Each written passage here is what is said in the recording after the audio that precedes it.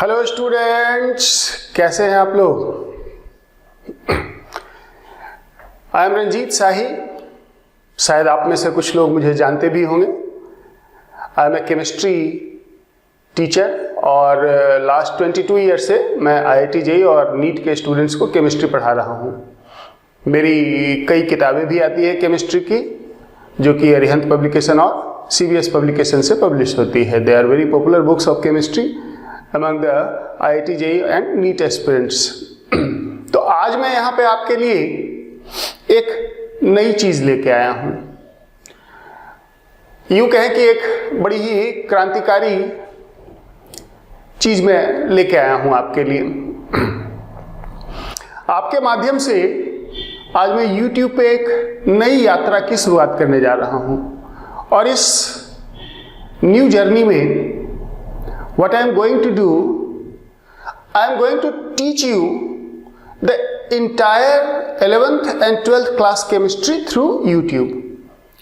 यानी कि complete 11th and 12th class के केमिस्ट्री के लेक्चर्स को सिस्टमैटिकली एक पर्टिकुलर ऑर्डर में एक पर्टिकुलर प्रोसेस के थ्रू मैं आपको प्रेजेंट करने जा रहा हूं। And that will be completely free of cost. उसके लिए आपको कोई चार्ज नहीं देना है, आपको कोई पेमेंट नहीं करना है, आपको कोई पैसा नहीं देना है। तो जस्ट इन 1 मिनट मैं आपको थोड़ा सा समझा दूं कि क्या होने जा रहा है इसमें 11th क्लास और 12th क्लास की केमिस्ट्री को टॉपिक वाइज मैं आपको प्रेजेंट करने जा रहा हूं वीडियो लेक्चर के थ्रू। हर टॉपिक को एक पर्टिकुलर ऑर्डर में for the sake of understanding video lecture के थ्रू मैं आपको यहां पे अवेलेबल कराने जा रहा हूं। So every day I am going to upload 1 video lecture from 11th class topic and 1 video lecture from 12th class topic. 11th class के स्टूडेंट 11th क्लास का वीडियो लेक्चर करेंगे, 12th क्लास के student 12th class का video lecture करेंगे और repeater students parallel में दोनों lecture को कर रहे होंगे।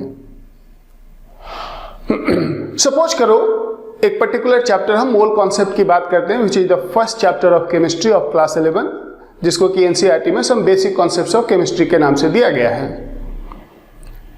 तो अगर हम मोल कॉन्सेप्ट की बात करें तो मोल कॉन्सेप्ट में समवेयर अराउंड 20 वीडियो लेक्चर होने जा रहा है ऑफ 90 मिनट ड्यूरेशन ईच, यानी कि 1.5 घंटे का 20 वीडियो यानी 30 आवर्स ऑन मोल कॉन्सेप्ट, और इसी तरह से बाकी टॉपिक होंगे। अब इसका फ्लो क्या होगा बच्चे कि मोल कॉन्सेप्ट का से फर्स्ट लेक्चर हमने अपलोड किया, फर्स्ट लेक्चर मैंने अपलोड किया और आपने उसको स्टडी कर लिया। Then to assess yourself, to evaluate yourself, how much you have understood, there will be a DPP, daily practice paper, based on lecture 1. Once you complete the lecture, you will be attempting the DPP based on that lecture. अगर आपने उस DPP को comfortably कर लिया तो आपने वो lecture समझ लिया, और अगर नहीं कर पाए तो इसका मतलब आपको समझ में नहीं आया, आपको वो लेक्चर फिर से रिपीट करना है। तो इस तरह से स्टेप वाइज हम लेक्चर DPP को समझते जाएंगे। And once we complete a topic, हम अभी मोल कॉन्सेप्ट पे फोकस होकर बात कर रहे हैं कि once we complete a topic then there will be exhaustive assignment on the entire topic. और उस असाइनमेंट को जब आप करेंगे तो उसमें इंटरलिंक्ड कॉन्सेप्ट होंगे, क्योंकि जब आप लेक्चर वाइज DPP कर रहे थे तो वो आइसोलेटेड एक लेक्चर पे बेस्ड DPP था, बट जो कॉम्पिटिटिव एग्जाम में क्वेश्चन आते हैं वो मल्टीपल कॉन्सेप्ट होते हैं, कॉन्सेप्ट्स इंटरलिंक होते हैं। Then there will be an exhaustive assignment based on the entire chapter, और उस असाइनमेंट को आप कंप्लीट कर लेंगे तो इस तरह से एक पर्टिकुलर टॉपिक आपका कंप्लीट हो गया। सिस्टमैटिकली इसी तरह से हम टॉपिक को आगे कंटिन्यू करेंगे। टॉपिक का जो ऑर्डर होगा वो एग्जैक्टली हम एनसीईआरटी के ऑर्डर को फॉलो करेंगे। एनसीईआरटी में जिस तरह से बुक में, टेक्स्ट बुक में टॉपिक्स के ऑर्डर हैं, वही ऑर्डर हम फॉलो करेंगे। लाइक 11th क्लास के लिए हम पहले हम some basic concepts of chemistry, mole concept को करेंगे, फिर उसके बाद atomic structure, periodic table, chemical bonding, like that. इस तरह से हम आगे कंटिन्यू करेंगे। इससे आप कितना बेनिफिटेड हुए उसको भी इवैल्यूएट करना जरूरी है। तो मैं आपसे रिक्वेस्ट करूंगा कि आप इस वीडियो लेक्चर के साथ पैरेलल में जस्ट एक कॉमन सी बुक रख सकते हैं, that is question bank, topic wise question bank of the previous year IIT JEE mains and NEET. जो जेई मेंस दे रहे होंगे वो जेई मेंस का लेंगे, जेई का लेंगे, और जो नीट दे रहे होंगे वो नीट का क्वेश्चन बैंक ले लेंगे। Moment you complete a topic, say mole concept, some basic concepts of chemistry, you completed assignment, then attempt the questions based on mole concept asked in the last 25 years से 30 year from that question bank. अब mole concept से पिछले 30 साल में कोई ऐसा corner नहीं रह गया है जो कि जेई में या नीट में पूछा नहीं गया है। अब आगे क्या होगा, उसी में वेरिएशन होंगे, इंफॉर्मेशन चेंज होगा, डेटा चेंज होगा, but chemistry will not change. कोई न्यू केमिस्ट्री अब उसमें पूछने के लिए नहीं रह गया है। तो अगर आप लास्ट 30 ईयर के क्वेश्चंस को कर लेते हैं after completing this video lecture on one topic, तो मेरा और आपका दोनों का पर्पस फुलफिल हो गया। मेरा काम समझाने का था, वो मैंने समझा दिया आपको। आपका काम समझने का था, वो आपने समझ लिया। ये इस बात से प्रूव हो गया कि आपने पास्ट 30 ईयर के क्वेश्चन कर डाले। अगर ऐसा होता है तो फिर आपको कहीं और जाने की जरूरत नहीं पड़ेगी, किसी और मटेरियल की जरूरत नहीं पड़ेगी, किसी बुक की जरूरत नहीं पड़ेगी। आप इस पर रिलाई कर सकते हैं, आप इस पर भरोसा कर सकते हैं और इस पर निर्भर भी हो सकते हैं। इसलिए मैंने शुरुआत में कहा था कि it is going to be a revolutionary, एक क्रांतिकारी कदम होने जा रहा है यूट्यूब पे, खास करके नीट और IIT जेई के प्रिपरेशन के लिए। तो कॉमन सा क्वेश्चन आपके मन में हो सकता है कि YouTube is flooded with video lecture. YouTube पे तो वीडियो लेक्चर के बाढ़ हैं, then how you are going to be different, ये अलग कैसे है?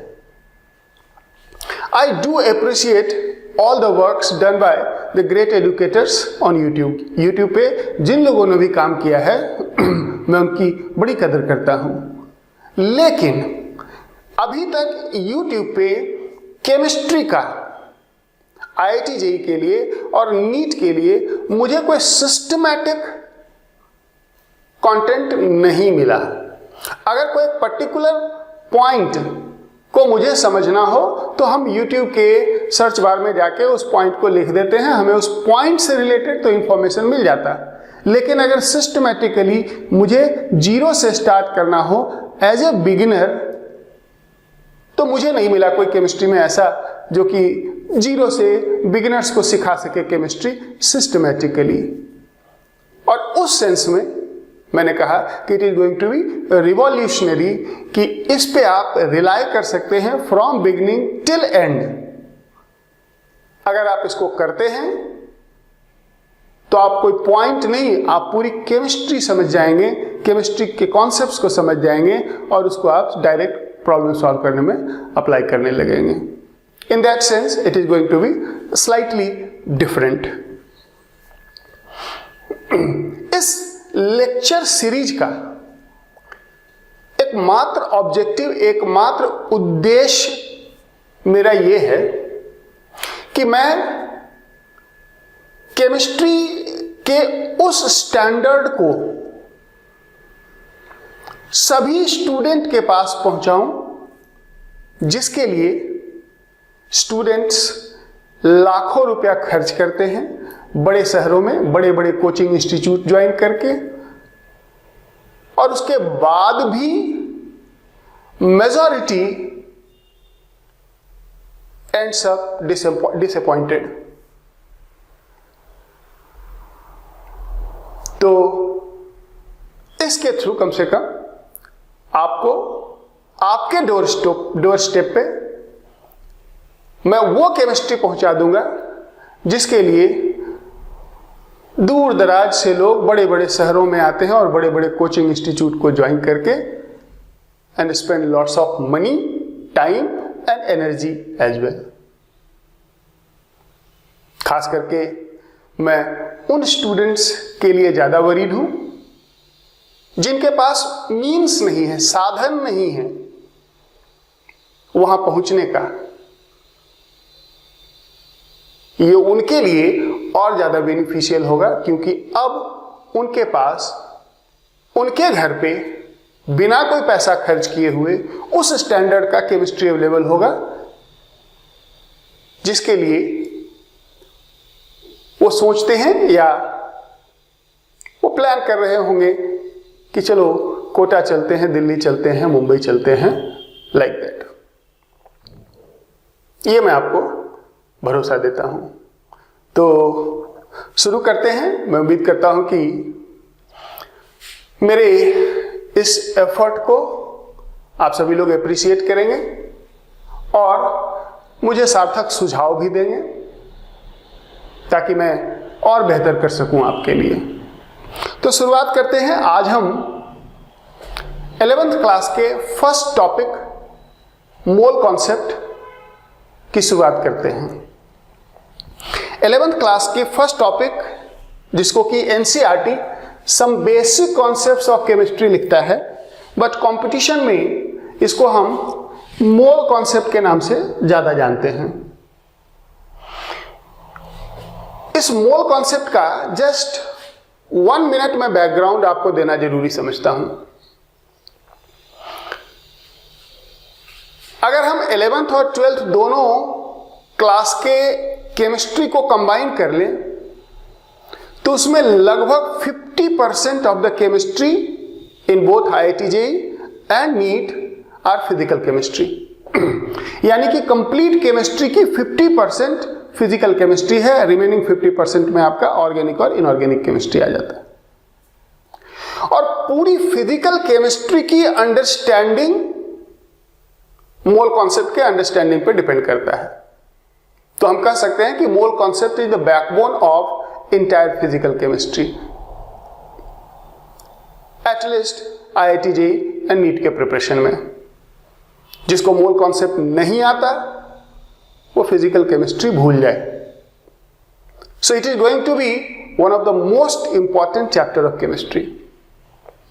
और ये बड़ा स्कैटर्ड है, इसलिए स्टूडेंट्स को बड़ी दिक्कत आती है इसको समझने में, क्योंकि इसमें इंफॉर्मेशन एक पर्टिकुलर ऑर्डर में आना चाहिए, एक पर्टिकुलर सीक्वेंस में आना चाहिए, तभी आप मोल कॉन्सेप्ट को ढंग से समझ सकते हैं, वरना नहीं।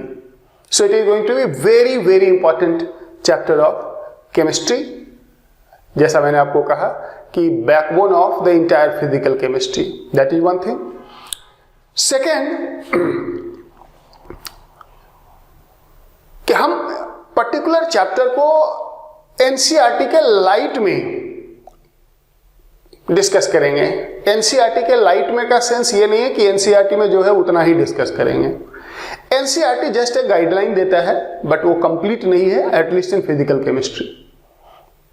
तो इस पर्टिकुलर चैप्टर में एनसीईआरटी में बिगिनिंग में कुछ बहुत ही एलिमेंट्री इंफॉर्मेशन दिया गया है, वेरी एलिमेंट्री इंफॉर्मेशन। और वो शुरुआत में आपको थोड़ी सी बोरिंग भी लग सकती है, लेकिन मैं आपको पढ़ाऊंगा जरूर, क्योंकि आपको मैंने शुरू में ही प्रॉमिस किया है कि ये कंप्लीट केमिस्ट्री होगा जिस पे आप भरोसा कर सकते हैं कि इससे बाहर कुछ नहीं पढ़ना है। और इसलिए बिगिनिंग ऑफ मोल कॉन्सेप्ट थोड़ा सा हिस्टोरिकल है, थोड़ा सा बोरिंग है, बट जैसे ही एटॉमिक मास, मोल्स, ये सब आ जाएंगे, then it will become very interesting as well as very challenging. तो इसकी बिगिनिंग थोड़ी सी बोरिंग है, क्योंकि बिगिनिंग में importance of chemistry, matter and its classification, units of measurement, significant figure, ये सब चीजें दिया गया जिसमें केमिस्ट्री कम दिखता है, but they are also very important. कुछ चीजें तो उसमें स्कूल डेज में आपने पहले ही पढ़ लिख रखा होगा, वो आपको पता भी होगा लेकिन जैसे ही हम फर्स्ट 2 लेक्चर कंप्लीट कर लेंगे उसके बाद से इसकी आपको सिग्निफिकेंस दिखना शुरू हो जाएगा। तो शुरुआत में थोड़ा सा इसमें बोरिंग सा इंफॉर्मेशन है, बट मैं तो पूरा इंटरेस्ट लेता हूं, स्टूडेंट के लिए वो बोरिंग लगता है। So let's see how much you enjoy that. तो some basic concepts of chemistry में जो सबसे पहले थोड़ा सा हम एनसीईआरटी के इनिशियल पॉइंट्स को डिस्कस करेंगे, हालांकि वो उतने रिलेवेंट नहीं है कंपटीशन के एंगल से, बट जस्ट कह सकते हो वार्म अप है। तो सबसे पहले इसमें मैं यहां कंटेंट लिस्ट कर देता हूं ताकि आपको एक फील आ जाए कि क्या क्या हम करने जा रहे हैं। तो इसमें सबसे पहले इंपॉर्टेंस ऑफ केमिस्ट्री है, उसके बाद फिर मैटर्स एंड इट्स क्लासिफिकेशन है, फिर इसमें यूनिट्स ऑफ मेजरमेंट है, फिर इसमें साइंटिफिक नोटेशन है, फिर इसमें सिग्निफिकेंट फिगर्स है।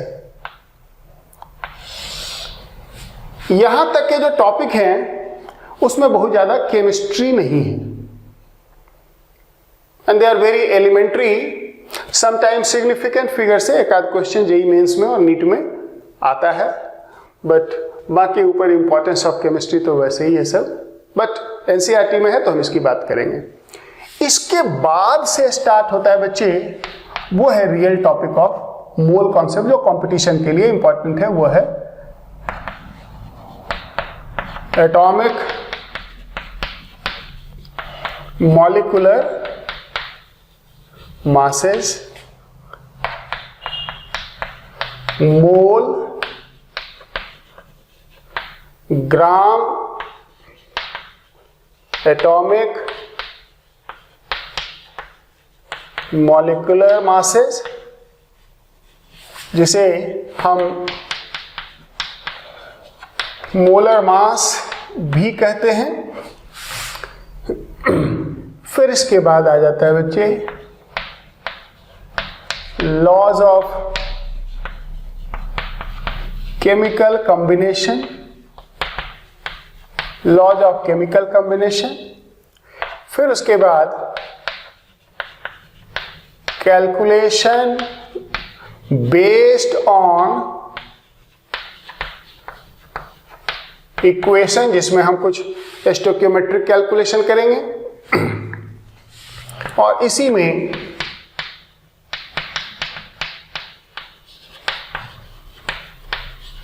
एक बड़ा ही चैलेंजिंग कॉन्सेप्ट आता है लिमिटिंग रिएजेंट का। फिर उसके बाद आता है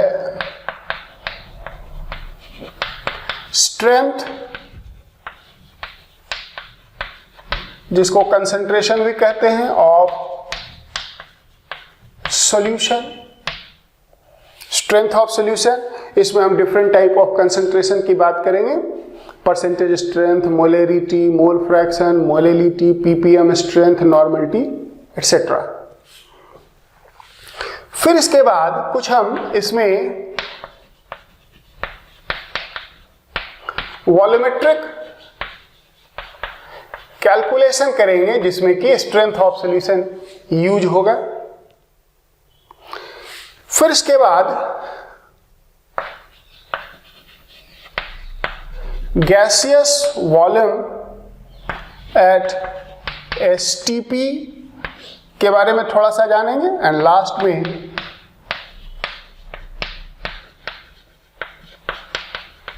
यूडियोमेट्रिक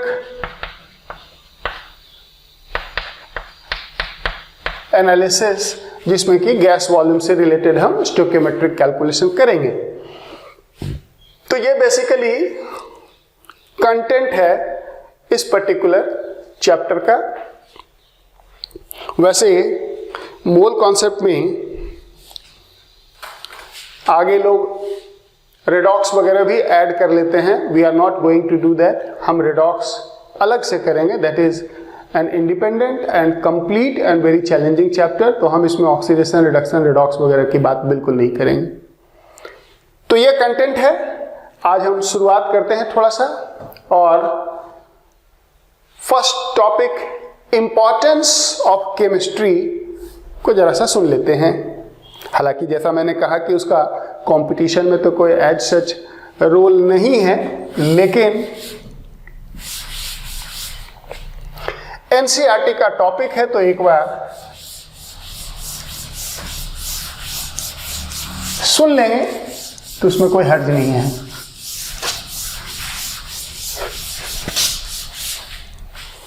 सो इंपॉर्टेंस ऑफ केमिस्ट्री क्या है? Chemistry is a branch of science in which we study the properties and behavior of matter. किसी भी मैटर की क्या प्रॉपर्टीज है और किस तरह का बिहेवियर वो शो करेगा अगर हम उसमें कुछ चेंज लाने की कोशिश करें तो। And if it is science of matter, then matter is everywhere,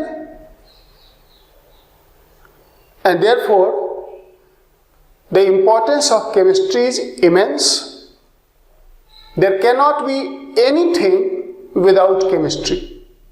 chemistry के बिना यूनिवर्स में किसी भी चीज को समझना it's not difficult but impossible. मुश्किल नहीं, नामुमकिन है। कुछ एग्जाम्पल से मैं आपको इंपॉर्टेंस ऑफ केमिस्ट्री की बात बताता हूं, कुछ कॉमन से एग्जाम्पल से। अगर हम एग्रीकल्चर की बात करें तो हम सब जानते हैं कि ग्रोइंग डिमांड ऑफ ग्रेन्स के लिए हम फील्ड्स में, खेतों में फर्टिलाइजर यूज करते हैं, मैन्योर्स यूज करते हैं, और ज्यादातर मैन्योर्स केमिकली प्रोड्यूस होते हैं, सिंथेटिकली प्रोड्यूस्ड होते हैं केमिकल इंडस्ट्रीज में। एक बड़ा कॉमन सा मैन्योर सबने सुना होगा, यूरिया। अब यूरिया डालने से फील्ड का प्रोड्यूस 2 गुना 3 गुना हो जाता है, which is essential to meet the demand of grain। तो हम कह सकते हैं कि यूरिया अगर नहीं बनाते वोहलर साहब तो शायद फार्मर्स को यूरिया नहीं मिलता, और यूरिया नहीं मिलता तो आज half of the world would have been striving for the food. तो एग्रीकल्चर में मैंने आपको एक एग्जाम्पल बताया।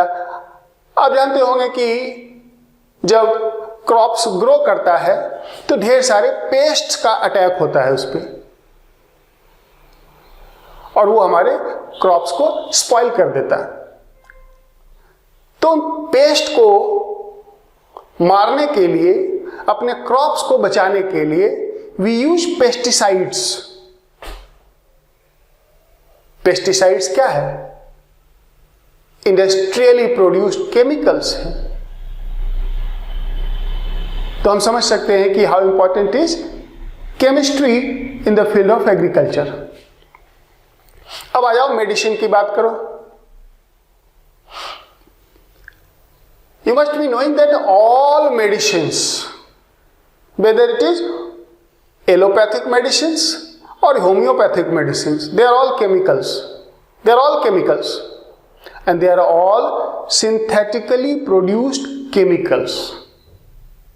They are all manufactured in pharmaceutical industries. एक दो मेडिसिन का आपको मैं एग्जांपल देता हूं. एक मेडिसिन होता है सिस्प्लेटिन, एक मेडिसिन होता है सिस्प्लेटिन,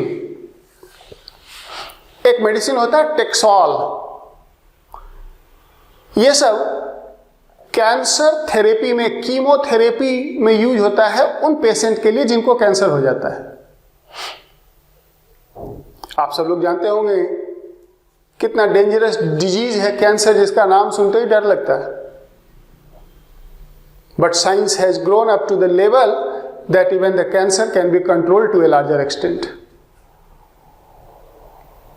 और ये सब किस वजह से हो पाया? ये सब केमिस्ट्री के वजह से हो पाया कि वो सिस्प्लेटिन मेडिसिन, वो टेक्सॉल मेडिसिन किसने प्रोड्यूस किया? फार्मास्यूटिकल कंपनी ने प्रोड्यूस किया थ्रू केमिकल रिसर्च. अगर केमिस्ट्री नहीं होता, केमिकल रिसर्च नहीं होता, तो आज भी लोग मर रहे होते कैंसर से. तो मेडिकल साइंस पूरी तरह से केमिस्ट्री पर डिपेंडेंट है. पूरी मेडिसिन्स जो है वो केमिस्ट्री पर डिपेंडेंट है. अगर हम बात करें इन्वायरमेंट की, तो हम सबको मालूम है कि the whole world is worried about environmental pollution. Whole world is struggling to protect the environment, to protect the nature. क्योंकि ढेर सारे हमारे एक्टिविटीज, ह्यूमन एक्टिविटीज ऐसे हो रहे हैं जिससे कि हमारा एनवायरमेंट पोल्यूट हो रहा है. और एनवायरमेंट को पोल्यूट कौन कर रहा है? पोल्यूटेंट. और वो पोल्यूटेंट्स क्या है? केमिकल्स हैं. They are either produced by industry, industry में एज ए इफ्लुएंट प्रोड्यूस होता, और industry as a smoke produce करता. तो जितने भी पोल्यूशन के कारण हैं वो सब हैजार्डस केमिकल्स जो है उसको हम नेचर में छोड़ देते हैं और वो हमारे नेचर को पोल्यूट कर रहा है. एक सिंपल सा एग्जांपल हम कॉमन मैन एग्जांपल देता हूं आपको एनवायरमेंटल पोल्यूशन का. हम जो घर में एयर कंडीशन यूज करते हैं उससे गैस निकलता है CFC, और वो CFC गैस अपर एटमॉस्फेयर में जाके ओजोन लेयर को डिप्लेट करता है. अपर एटमॉस्फेयर में एक थिक ओजोन का लेयर है जो कि यूवी सन से आने वाले अल्ट्रावायलेट लाइट को एब्जॉर्ब करता है. It is that ozone layer which prevent UV light from sun coming to the earth. UV light is very harmful to human body. ये जो एयर कंडीशन से CFC निकलता है that deplete ozone layer, और अगर वो ओजोन लेयर को deplete करके होल क्रिएट कर दे उस लेयर में, तो उस होल से अल्ट्रावायलेट लाइट अर्थ पे आएगा, and then we can imagine क्या हो जाएगा.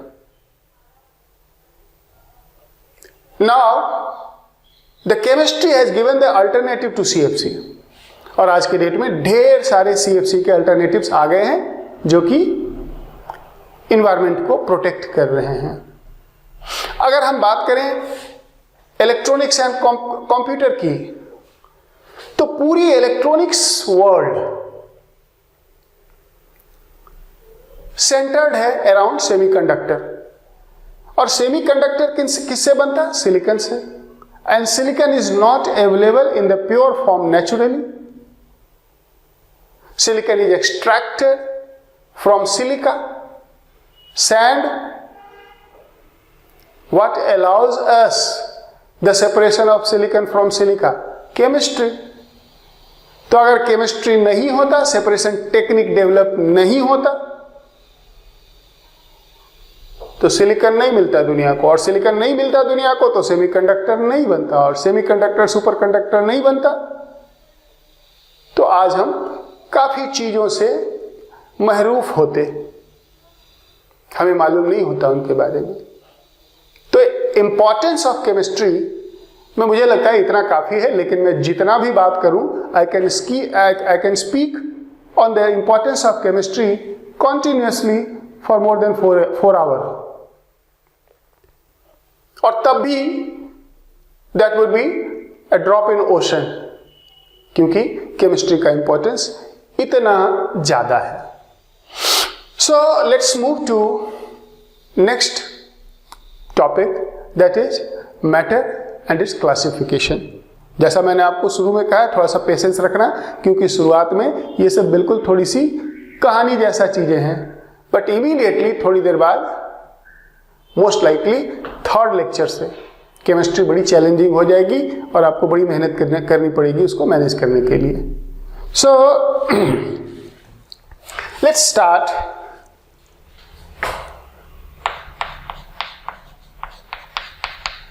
Matters and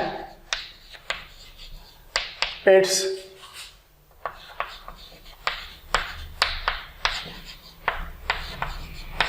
classification. Matters and its classification. सबसे पहले मैटर है क्या? What is matter? Matter is simply all the physical part of universe. Matter is simply all the physical part of universe which has mass and which occupy space. अगर हम बात करें इस चौक की, तो ये चौक मैटर है क्योंकि इसमें एक मास है और इसका एक वॉल्यूम है और इसको हम देख भी पा रहे हैं. लेकिन हमें दिखे ये कोई जरूरी नहीं है मैटर के लिए. एयर हम देख नहीं सकते हैं, but air is a matter क्योंकि एयर का मास होता है. अगर आप एक कोई एम्प्टी ट्यूब लेते हो और उसका वेइंग कर लो और फिर उसके बाद उसमें एयर भर दो, फिर उसकी वेइंग करो, देखो you will feel the difference. या सिंपल हम घर के कुकिंग गैस सिलेंडर को ही देखें. जिस दिन वो गैस सिलेंडर आता है उस दिन काफी हेवी होता है क्योंकि उसमें गैस है, और जिस दिन वो चेंज हो रहा होता है उस दिन काफी कम वजन होता है क्योंकि उसमें से गैस निकल गया. So all those physical things of the universe which has mass and occupy space are matter.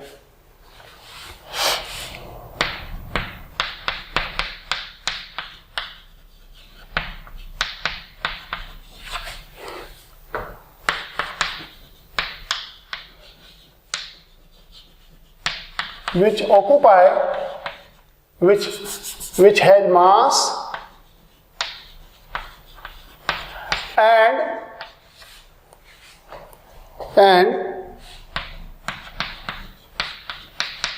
occupies space.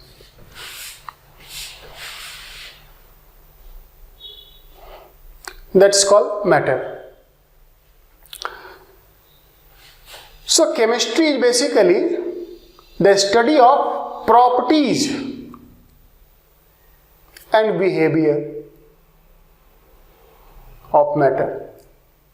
Properties can be hundreds.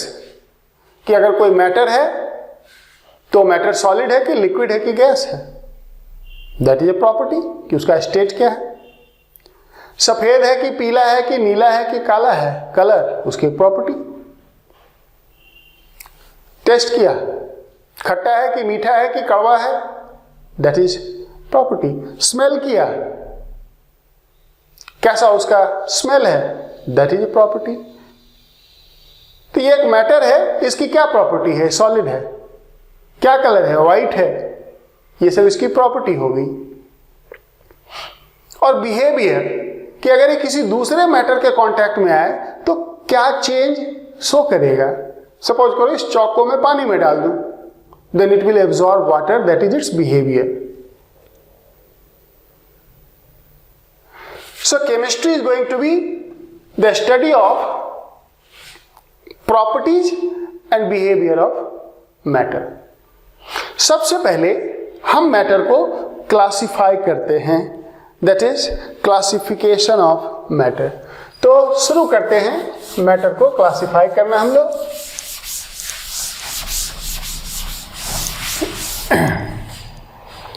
यहां पे कॉर्नर में हेडिंग लिख देते हैं ताकि पता चलते रहे कि क्या चल रहा है।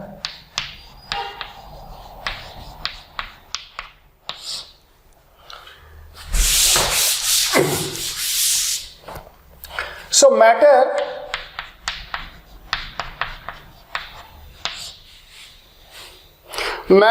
is classified on several bases। कई आधार पे हम मैटर को क्लासिफाई करते हैं। दो बेसिस पे हम यहां पे देखने जा रहे हैं। One on the basis of state and other on the basis of composition, कि उसमें है क्या। So matter are classified on the basis of either state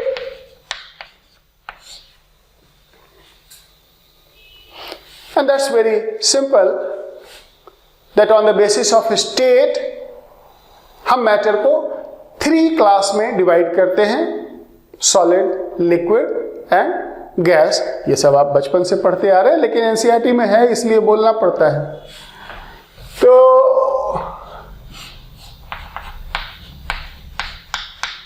solid,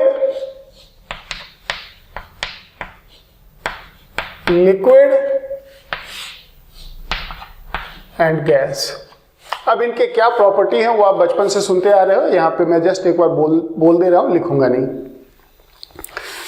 कि सॉलिड का फिक्स्ड शेप एंड वॉल्यूम होता है। अगर ये सॉलिड है तो इसका शेप अपने आप चेंज नहीं होगा, ये एक सिलिंड्रिकल बार के जैसा है, और इसका वॉल्यूम फिक्स है, यानी कि सॉलिड है fixed shape and volume. Liquid का वॉल्यूम तो फिक्स होता है, शेप नहीं फिक्स होता है। लिक्विड को जिस कंटेनर में रखोगे उसी का शेप ले लेगा, और इसलिए लिक्विड है fixed volume but not the fixed shape.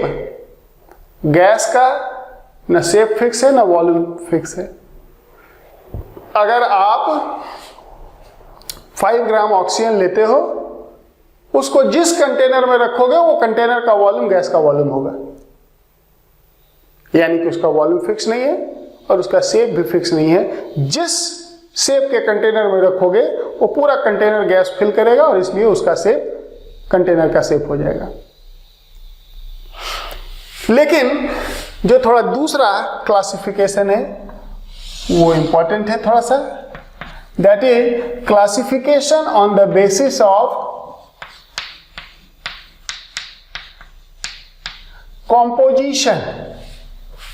Classification on the basis of composition, कि ये मैटर बना किस चीज से है, क्या इसके अंदर। On the basis of composition हम मैटर को 2 मेजर क्लास में डिवाइड करते हैं। We divide matter into 2 major class on the basis of composition. They are called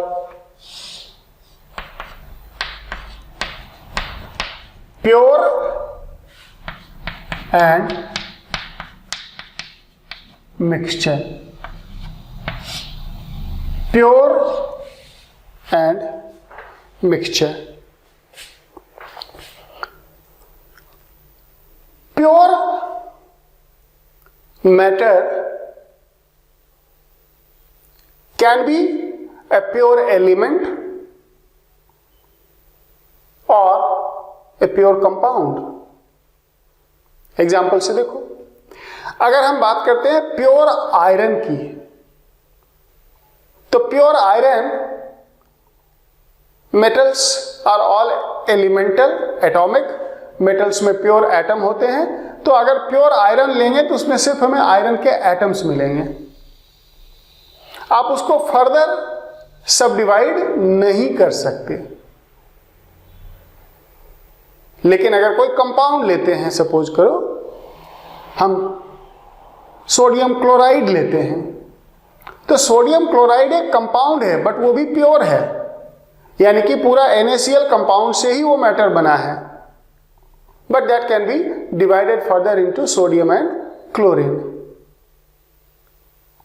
so pure matter can be either compound or element. Compound में calcium carbonate ले सकते हो, limestone. Compound में sodium chloride ले सकते हो. कंपाउंड में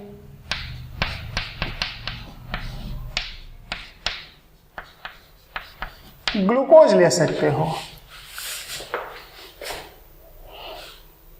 अगर हम ग्लूकोज लें तो वो एक प्योर मैटर को रिप्रेजेंट करेगा, लेकिन glucose can be divided further, glucose can be subdivided further into atoms by chemical method,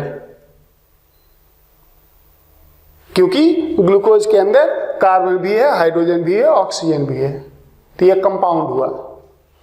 calcium carbonate में कैल्शियम भी है, कार्बन भी है, ऑक्सीजन भी है, यह कंपाउंड हुआ. सोडियम क्लोराइड में सोडियम भी है, क्लोरीन भी है. They can be separated by chemical method into pure sodium and pure chlorine. But elements like iron, carbon graphite ले लो, या कोई और मेटल ले लो, मैग्नीशियम ले लो, या मरकरी लिक्विड ले लो, या हीलियम गैस ले लो. They are all pure element which cannot be divided further into smaller atoms. Compounds are pure matter, but it can be divided further into smaller unit which is atom. जबकि अगर हम mixture की बात करें बच्चे, तो mixture can be further of two type. Mixture will have more than one component, और mixture को हम दो कैटेगरी में डिवाइड करते हैं. One is called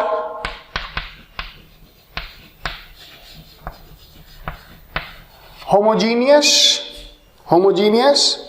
mixture, and the second is called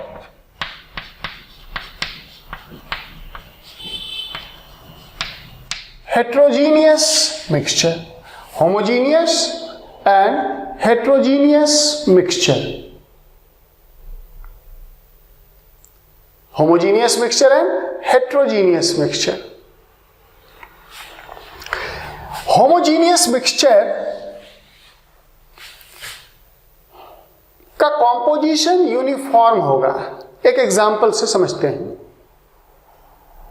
एक ग्लास में पानी लेते हैं और उसमें सोडियम क्लोराइड सॉल्ट, घर में जो नमक होता है, टाटा का नमक, देश का नमक, थोड़ा सा डाल देते हैं और उसको चम्मच से मिला देते हैं. सॉल्ट का सॉल्यूशन बन गया. वो एक homogeneous mixture of sodium chloride in water हो गया. होमोजीनियस किस सेंस में कि उस सॉल्यूशन में हर जगह आपको यूनिफॉर्मिटी मिलेगा, यानी कि उस सॉल्यूशन से कहीं से भी किसी भी पोर्शन से 1 ml अगर निकालो तो उसमें सोडियम क्लोराइड का अमाउंट सेम मिलेगा. उस सॉल्यूशन के किसी भी पोर्शन से 5 ml अगर निकालते हो तो उसमें वाटर और NaCl का अमाउंट सेम मिलेगा. So homogeneous mixture have uniform composition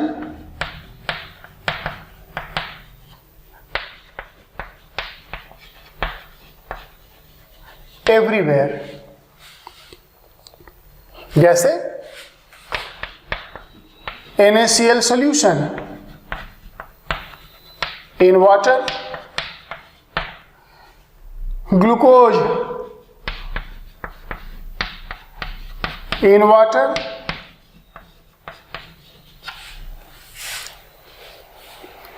gas mixture जितने भी होते हैं they are all homogeneous mixture. Air की बात कर लो या कोई भी दो गैस को मिला लो, ऑक्सीजन नाइट्रोजन को मिला लो, so all gas mixtures are homogeneous. Air और एनी अदर गैस मिक्सचर। तो फिर हेट्रोजीनियस क्या हुआ? Just opposite of homogeneous.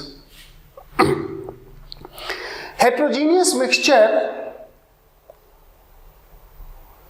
उस मिक्सचर को कहेंगे जिसमें कॉम्पोजिशन यूनिफॉर्म नहीं है, यानी कि एक जगह पे कुछ कॉम्पोजिशन है, दूसरे जगह पे कुछ और कॉम्पोजिशन है। हैव नॉन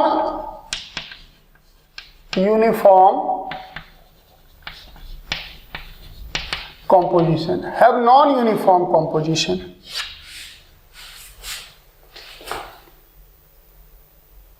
इसका मतलब क्या हुआ कि अगर सपोज करो हमको एक सॉलिड लेते हैं जो कि दो कंपोनेंट ए और बी से बना है,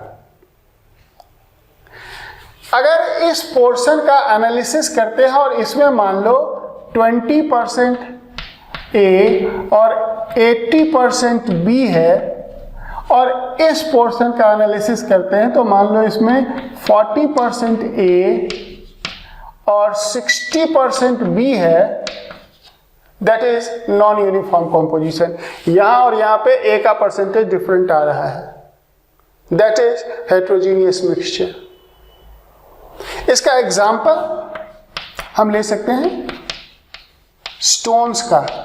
मोस्ट ऑफ द स्टोन्स आप सबको मालूम होगा स्टोन सिलिकेट होते हैं, तो स्टोन्स में हर जगह कॉम्पोजिशन सेम नहीं होता है, कहीं पे कुछ होगा, कहीं पे एल्युमिनियम ज्यादा, कहीं पे सोडियम ज्यादा, कहीं पे पोटेशियम ज्यादा। सॉइल, मिट्टी खोदो, अपर पार्ट में आपको सॉइल के अपर पार्ट में क्या मिलेगा? लीफ मिलेगा, डस्ट मिलेगा, बहुत सारी चीजें मिलेगी। नीचे जाओ तो थोड़ा मॉइस्चर कम मिलेगा, और नीचे जाओ थोड़ा मॉइस्चर ज्यादा मिलेगा, और नीचे जाओ तो पानी ही पानी मिलेगा। तो सॉइल का कॉम्पोजिशन यूनिफॉर्म नहीं है।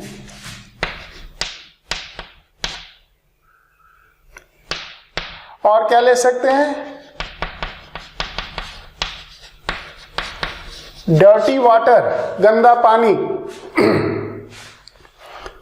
नाले में बह रहा पानी, सीवर में बह रहा पानी को लेके एक बीकर में रख के देखो, टॉप पे ट्रांसपेरेंसी थोड़ा ज्यादा मिलेगी, बीच में ट्रांसपेरेंसी थोड़ी कम मिलेगी, और नीचे जाओगे ट्रांसपेरेंसी और कम मिलेगी, क्योंकि हर जगह कॉम्पोजिशन डिफरेंट है। तो इस तरह से हम मैटर को क्लासिफाई करते हैं, और केमिस्ट्री इन्हीं मैटर्स के प्रॉपर्टीज एंड बिहेवियर की स्टडी का नाम है। तो ये था क्लासिफिकेशन ऑफ मैटर्स। आगे बढ़ते हैं। इसके बाद आता है बच्चे units of measurement. Units of measurement.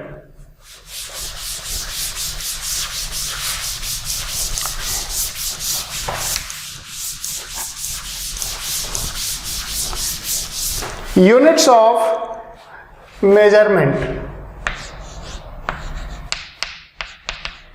Units of measurement. क्या है ये units of measurement? Units of measurement में किसी भी फिजिकल क्वांटिटी को डिस्क्राइब करने के लिए जो यूनिट्स का हम यूज करेंगे that is called units of measurement. कि अगर मेरा ये मोबाइल है, इसकी फिजिकल प्रॉपर्टीज को हम मेजर करना चाहें तो इसकी फिजिकल प्रॉपर्टी क्या हो सकती है कि ये कितना वजन है, इसका मास क्या है, इसका लेंथ क्या है, थिकनेस क्या है, डेंसिटी क्या है, टेम्परेचर कितना है इसका, ये सब इसके फिजिकल प्रॉपर्टी हैं। इसको हम मेजर किस यूनिट में करें that is called units for measuring physical quantity.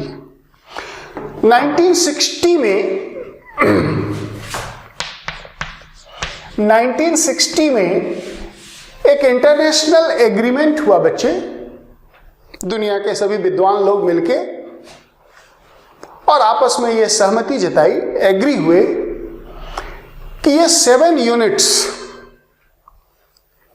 को हम फंडामेंटल यूनिट्स मानेंगे, बेसिक यूनिट मानेंगे और उसको एसआई यूनिट कहा जाता है, स्टैंडर्ड इंटरनेशनल यूनिट। और बाकी सारे फिजिकल प्रॉपर्टीज को इन यूनिट्स के टर्म्स में हम मेजर करेंगे। तो हम बात करने जा रहे हैं उन 7 बेसिक यूनिट्स की। वो हैं लेंथ, मास, टाइम, टेम्परेचर, अमाउंट। अभी बताएंगे मास और अमाउंट में थोड़ा सा फर्क है। Amount of a substance,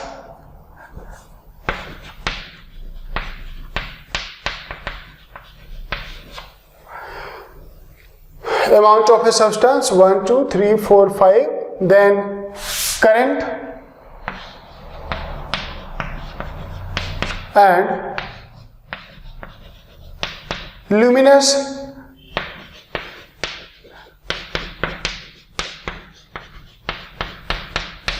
intensity.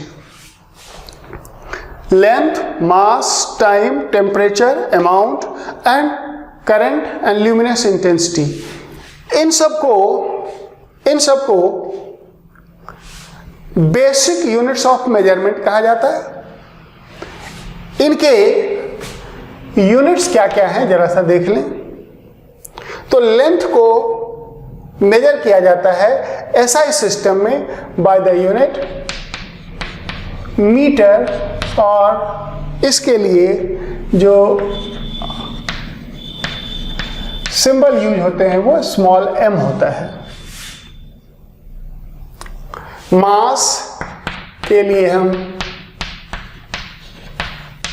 Kilogram unit use करेंगे एसआई सिस्टम में और केजी से डिनोट करेंगे। टाइम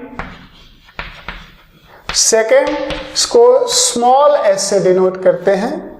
टेम्परेचर को एसआई सिस्टम में केल्विन यूनिट में मेजर करते हैं और इसको कैपिटल के से डिनोट करेंगे।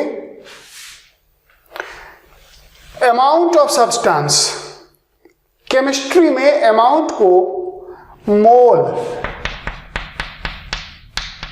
मोल्स यूनिट में मेजर करते हैं।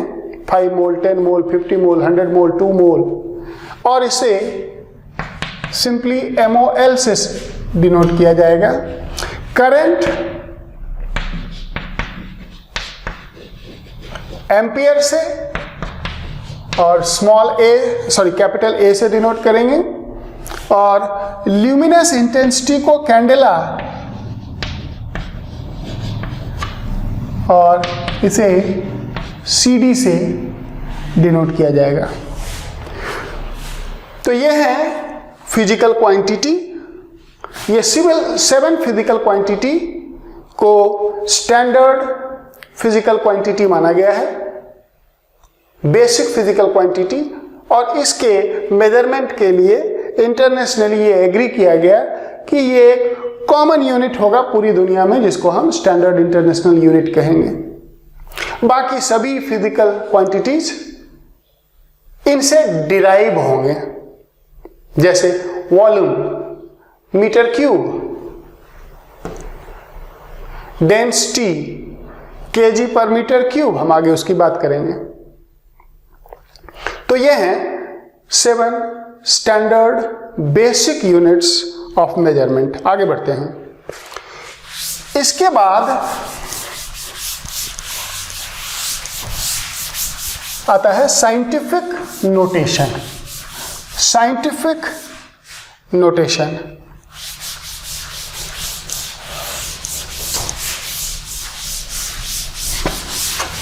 साइंस में फिजिकल क्वांटिटीज को, वैल्यू को डिनोट करने का एक खास तरीका होता है, जिसे हम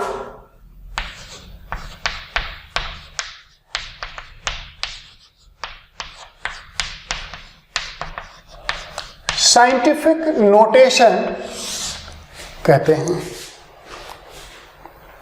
साइंटिफिक नोटेशन, अगर सपोज करो मुझे एक क्वांटिटी दिया गया है 5 4 1 2 3 4 5 6 कुछ ऐसे लिख दिया गया है। अगर इसको हम देखें तो ये 5 करोड़ 40 लाख अमाउंट है, बट साइंस में इस तरह से नहीं पढ़ा जाता। साइंस में क्वांटिटीज को हम 10 के पावर में डिनोट करते हैं। तो 10 के पावर में डिनोट करने के लिए क्या करना है बच्चे, जरा उसको हम समझेंगे। हम इसको डेसिमल में एक्सप्रेस करेंगे और डेसिमल के लेफ्ट में सिंगल डिजिट होना चाहिए। यानी कि हमारे साइंटिफिक नोटेशन में 5 और 4 के बीच में डेसिमल होना चाहिए। डेसिमल नोटेशन में there should be one and only one digit to the left of decimal place. अब इसको मुझे साइंटिफिक नोटेशन में एक्सप्रेस करना है। तो किसी भी क्वांटिटी के एंड में अगर हम डेसिमल लगाते हैं तो उससे क्वांटिटी का वैल्यू चेंज नहीं होता। मैंने एंड में एक डेसिमल लगा दिया, वैल्यू अभी वही है। अब याद रखना, डेसिमल को आप जितना पोजीशन लेफ्ट शिफ्ट करोगे 10 पे, उतना पॉजिटिव पावर आएगा। हम इस डेसिमल को कहां लाना चाहते हैं, यहां पे। कितना पोजीशन लेफ्ट में शिफ्ट करना पड़ेगा, लेफ्ट में 1 2 3 4 5 6 7, यानी कि इस डेसिमल को हमें 7 पोजीशन लेफ्ट में शिफ्ट करना पड़ेगा। 1 2 3 4 5 6 7, और इसलिए इसे साइंटिफिक नोटेशन में लिखेंगे हम 5.4 इंटू 10 का power 7।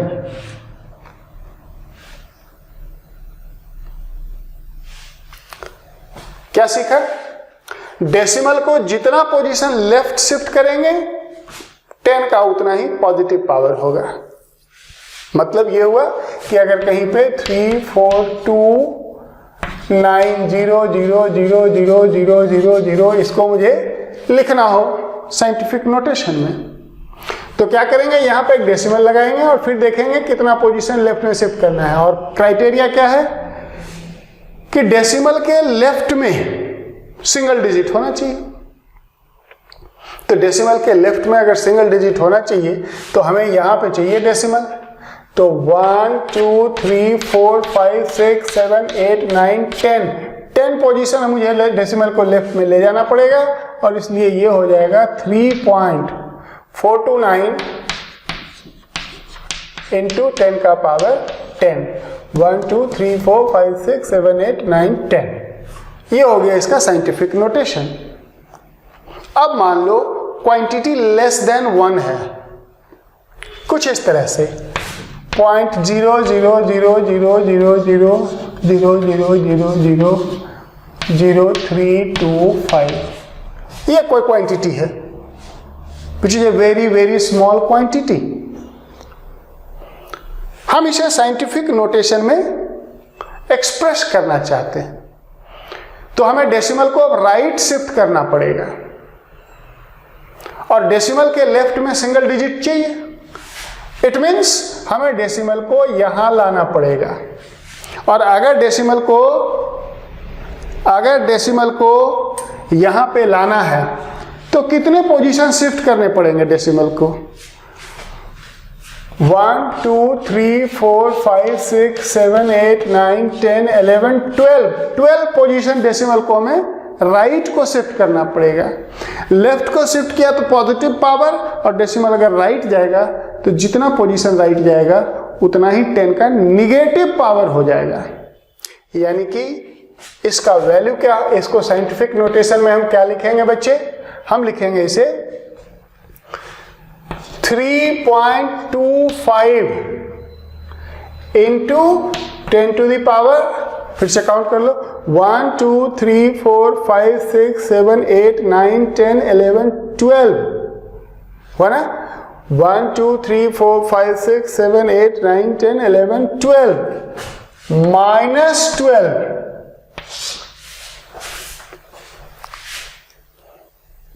so if we have another quantity, say 0.00000002, suppose करो यही है,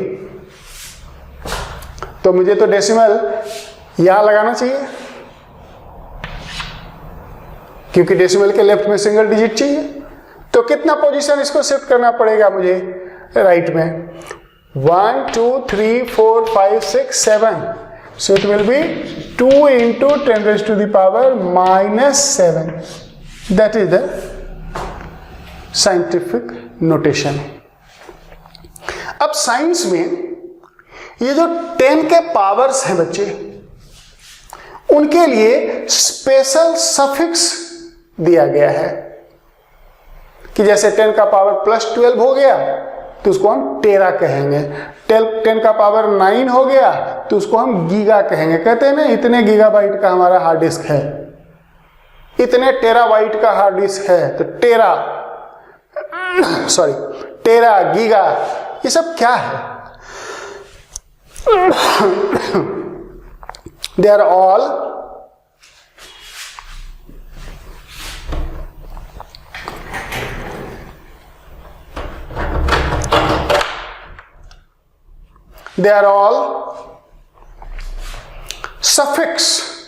सफिक्स जो एंड में आते हैं, suffix for the power of 10। तो जरा सा एक बार हम सफिक्स को देखते हैं, 10 के पावर के लिए क्या सफिक्स हम यूज करते हैं, जो कि साइंटिफिक नोटेशन में हमें यूज करना है आगे। So let us see the suffix for the power of 10।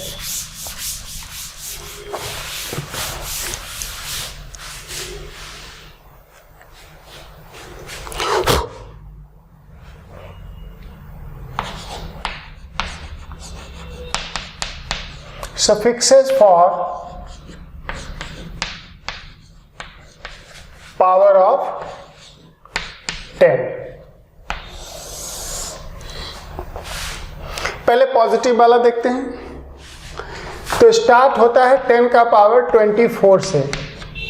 पहले मैं पावर लिख देता हूं, 10 का पावर 24, 10 का पावर 21, 10 का पावर 18, 10 का पावर 12, 10 का पावर 9, 10 का पावर 6, 10 का पावर 3, 10 का पावर 2, 10 और 10 का पावर 1 भी कह सकते हैं।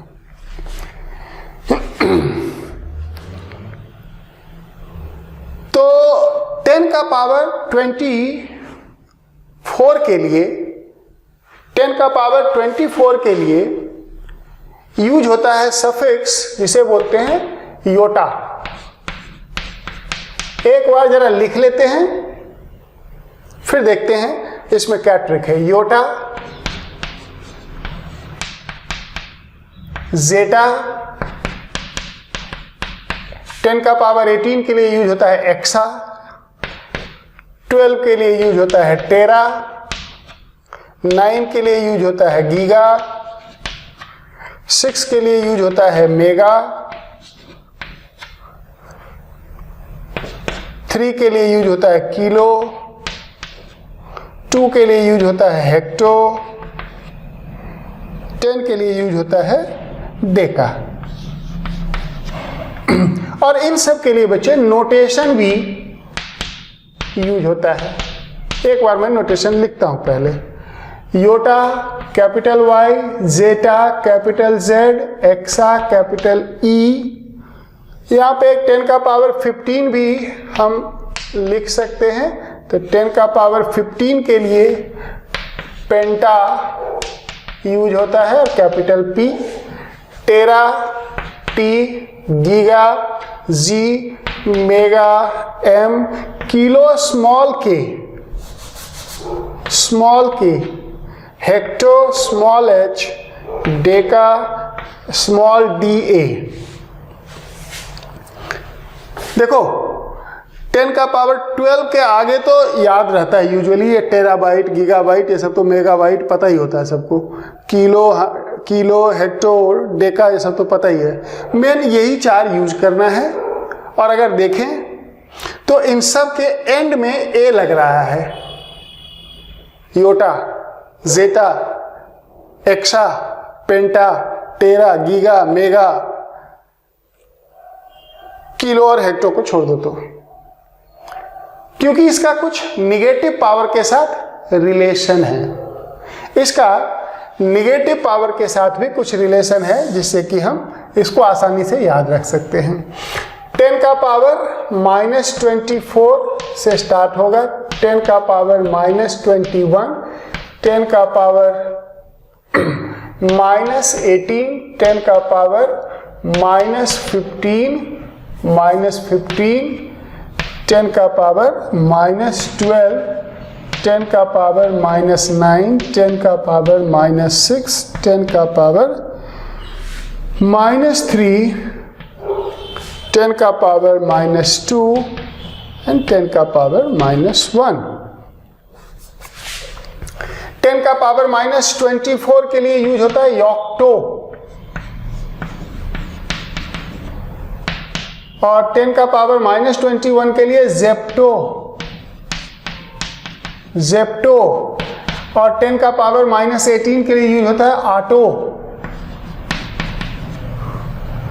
10 का पावर -15 के लिए यूज होता है फेमटो, -12 पीको, -9 नैनो, -6 माइक्रो, -3 मिली, -2 सेंटी और -1 देसी। तो ये है निगेटिव पावर के लिए। देखो -12 के बाद वाला तो बच्चों को ऐसे ही याद रखता है, क्योंकि ये सब ज्यादा यूज होता है, picometre, nanometre, micrometre, millimetre, centimetre, decimetre. असल में है ऊपर के 4 दोनों साइड में।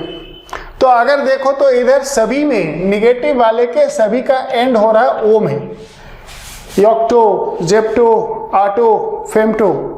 इधर आ में एंड हो रहा है, योटा, जेटा, एक्सा, पेंटा, योटा, जेटा, एक्सा, पेंटा, टेरा, आ में एंड हो रहा है। तो इसे थोड़ा याद करने की जरूरत है। इसे हम कहते हैं suffixes for the scientific notation. इसके बाद आगे बढ़ते हैं नेक्स्ट पॉइंट पे, दैट इज यूनिट कन्वर्जन। देखो कैलकुलेशन करते समय हमें यूनिट का कन्वर्जन आना चाहिए, कुछ यूनिट्स को इंटर कन्वर्ट करने आना चाहिए। दैट्स वेरी इंपॉर्टेंट, क्योंकि गिवन होगा किसी यूनिट में और यूज किसी और यूनिट में करना होगा। तो कुछ यूनिट का कन्वर्जन हम देखते हैं। सबसे पहले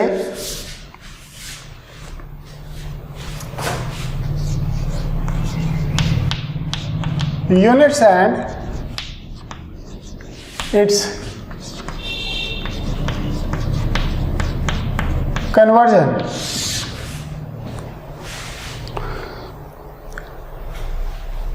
यूनिट्स के कन्वर्जन में सबसे पहले लेंथ से शुरू करते हैं।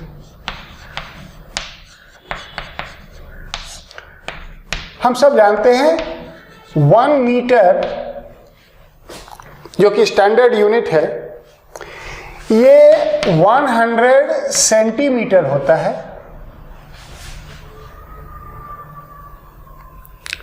और ये 1000 मिलीमीटर होता है, या ये 10 डेसीमीटर होता है। देखो याद रखना बहुत आसान है। डेसी का मतलब ही होता है 10 का पावर -1। डेसी का मतलब ही होता है 10 का पावर -1। तो डेसी यहां है 10 का पावर -1, ये है 10 का पावर +1, तो मल्टीप्लाई करो तो ये 1 हो जाएगा। तो length metre, centimetre, millimetre, decimetre, ये रिलेशन आपको पता होना चाहिए। और वैसे एक 1 किलोमीटर ये 1000 मीटर होता है, ये भी आपको पता होगा। That's very simple length. इसी तरह से अगर हम देखें मास, तो मास का जो स्टैंडर्ड यूनिट था वो केजी था। 1 केजी 1000 ग्राम होता है और 1 ग्राम 1000 मिलीग्राम होता है। तो अगर कभी मुझे केजी को मिलीग्राम में कन्वर्ट करना हो तो 1 KG is 1000 gram and 1 gram is 1000 milligram. तो ये 1000 ग्राम के लिए मैं और 1000 लिख दूंगा, मिलीग्राम बन जाएगा। इस तरह से हम यूनिट को कन्वर्ट कर सकते हैं। वॉल्यूम, ये बड़ा इंपॉर्टेंट और बड़ा कंफ्यूजन होता है इसमें।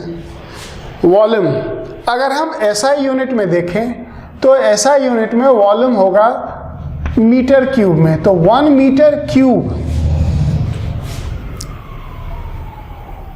1 मीटर क्यूब, अब देखो 1 मीटर में होता है 100 सेंटीमीटर, तो 1 मीटर क्यूब को हम लिख सकते हैं 100 सेंटीमीटर का पावर 3। 1 मीटर को मैंने लिख दिया 100 सेंटीमीटर, तो ये 10 का पावर 2 का पावर 3, ये 10 का पावर 6 सेंटीमीटर क्यूब हो जाएगा। और 1 मीटर के बदले में हम 10 डेसीमीटर लिख सकते हैं। तो 1 मीटर के लिए मैंने लिख दिया 10 डेसीमीटर का पावर 3, तो ये हो जाएगा 1000 decimetre cube. So 1 meter cube is either 10 का पावर 6 सेंटीमीटर क्यूब और 1 metre cube is 1000 decimetre cube. और एक होता है 1 लीटर, तो ये 1 लीटर 1000 सेंटीमीटर क्यूब होता है और ये 1 डेसीमीटर क्यूब होता है।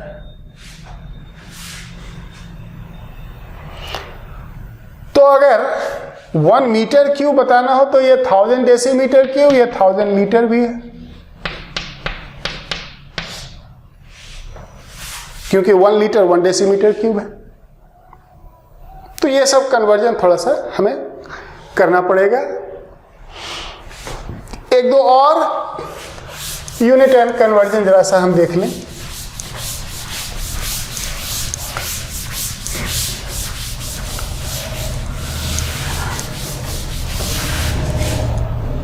टेम्परेचर,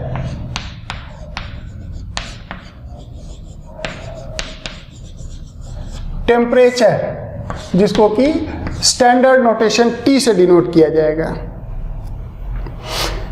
टेम्परेचर केल्विन में मेजर होता है, स्टैंडर्ड यूनिट टेम्परेचर का केल्विन होता है, लेकिन जो कॉमन यूनिट ऑफ यूज है टेम्परेचर का वो है डिग्री सेल्सियस। और डिग्री सेंटीग्रेड, तो दोनों में रिलेशन हमें पता होना चाहिए। तो 0 डिग्री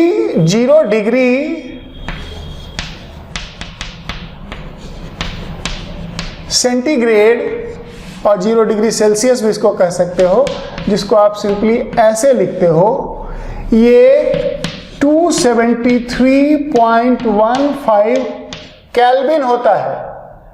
कैलकुलेशन करते समय आप 0.15 को इग्नोर भी कर सकते हैं। 0 डिग्री सेल्सियस 273.15 केल्विन होता है। इसका मतलब ये हुआ कि अगर कोई टेम्परेचर है T डिग्री सेल्सियस, तो इसे कन्वर्ट करना है केल्विन में, तो ये हो जाएगा T प्लस 273 केल्विन, यानी कि टेम्परेचर में 273 डिग्री सेल्सियस में 273 ऐड करेंगे तो केल्विन हो जाएगा। जैसे एक एग्जांपल हम ले सकते हैं 27 डिग्री सेल्सियस, तो ये हो जाएगा 27 प्लस 273 300 केल्विन। और अगर कहीं रिवर्स करना हो 500 केल्विन, तो देखो टेम्परेचर डिग्री में 273 ऐड करने पे केल्विन बनेगा, तो केल्विन में 273 सब्ट्रैक्ट करेंगे तो डिग्री बन जाएगा, है ना। ये आ गया केल्विन की वैल्यू, तो इसमें 273 सब्ट्रैक्ट कर दो तो ये फिर से T बन जाएगा, यानी कि ये हो जाएगा 500 माइनस 273 डिग्री सेल्सियस, तो कितना हो जाएगा ये 227 डिग्री सेल्सियस हो जाएगा। वैसे तो केमिस्ट्री में इसी की जरूरत पड़ेगी, लेकिन एक फ़ारेनहाइट टेम्परेचर भी होता है, हमें जरूरत केमिस्ट्री में तो नहीं पड़ेगा, फिजिक्स में हो सकता है उसकी जरूरत पड़ती होगी। तो जस्ट एक बार मैं आपको दिखा देता हूं फ़ारेनहाइट केवल।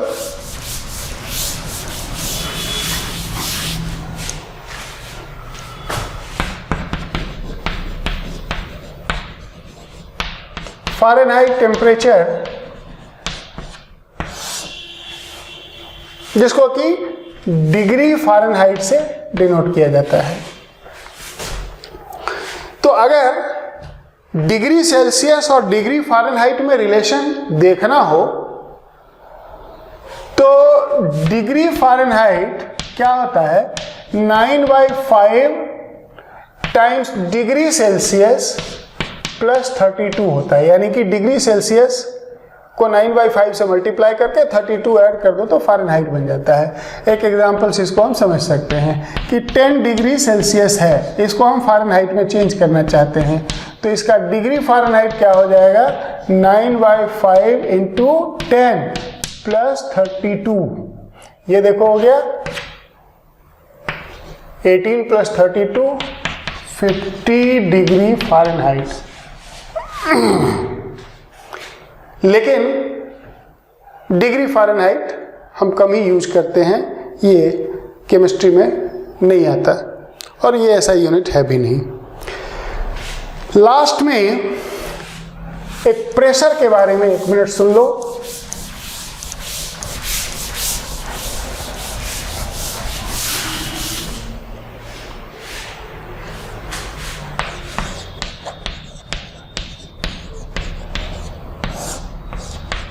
प्रेशर जिसको हम P से डिनोट करते हैं। प्रेशर फिजिक्स में डिफाइन होता है फोर्स बाय एरिया। फोर्स का यूनिट होता है एसआई सिस्टम में न्यूटन और एरिया मीटर स्क्वायर, तो ये न्यूटन मीटर -2 हो जाएगा। और न्यूटन मीटर -2 को एसआई सिस्टम में एक अलग से नाम दे दिया गया बच्चे, पास्कल, और इसे सिंपली पीए से डिनोट करते हैं। लेकिन जो common unit of measurement of pressure होता है वो है एटमॉस्फेयर। तो एटमॉस्फेरिक प्रेशर का इस पास्कल के साथ क्या रिलेशन है, जरा सा वो जानना जरूरी है। 1 एटमॉस्फेयर